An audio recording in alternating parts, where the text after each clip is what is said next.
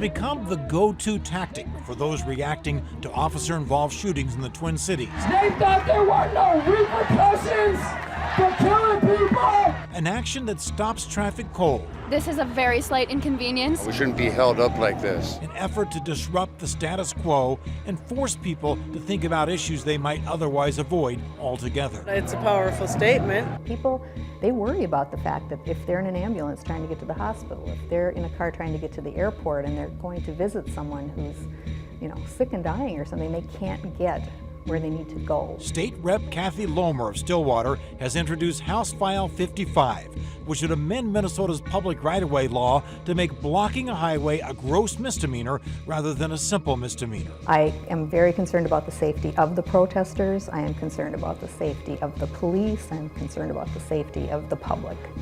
So my bill is just about safety. They join a crowd and the crowd just shows up on the freeway and they block the freeway.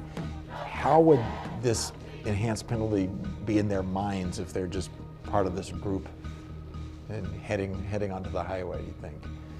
Well, I guess people should know what the laws are that of the communities that they live in, and if they're going to be doing something like that, I hope they would know. Something that's punishable by up to a year in prison for everybody who goes onto that highway. That is just completely out of proportion to what the conduct is. Teresa Nelson is the legal director of the ACLU of Minnesota, which has gone to court to defend the First Amendment rights of the freeway protesters.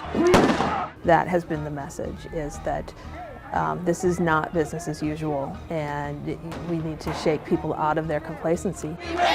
When I think about the Philando Castile protest, right, that took place on a Saturday night. So at a time when we've shut down that highway completely for other things. No justice, no peace. Prosecute the police. People will come after this bill too, saying that it's the message that you're trying to suppress. No, absolutely not. Absolutely not. I think, like I said earlier, I've been involved in situations where I've wanted to get my message out. I totally support and believe in that, but it's just the place they're choosing to do it. Now, with a plain misdemeanor, we're talking about up to 90 days in jail or $1,000 fine. A gross misdemeanor kicks that up to a year in jail and a $3,000 fine. Representative Lomer is a Republican, and House Speaker Kurt Daudt has already signed on to this bill as a co-sponsor, so it definitely has some legs in the legislature. And Tony Cornish is the chair of the Public Safety Committee, and he's all over this too. He'd love to see this happen. Do you think upping the penalty is actually going to change anything? Well, that's what I asked her. I said, people, sometimes they just kind of jump into these movements spontaneously, and the marchers we've all been on those marches. They kind of make up their game plan as they go along. Yeah. Suddenly they're like, let's go down the ramp. Let's get on the freeway. They're going to go, no, it's a gross misdemeanor now. That's what I said. And she said, and her answer, what you heard there was people should know what the laws are before they get involved in this type of civil disobedience. All right, thanks, John. Grandma. Sure.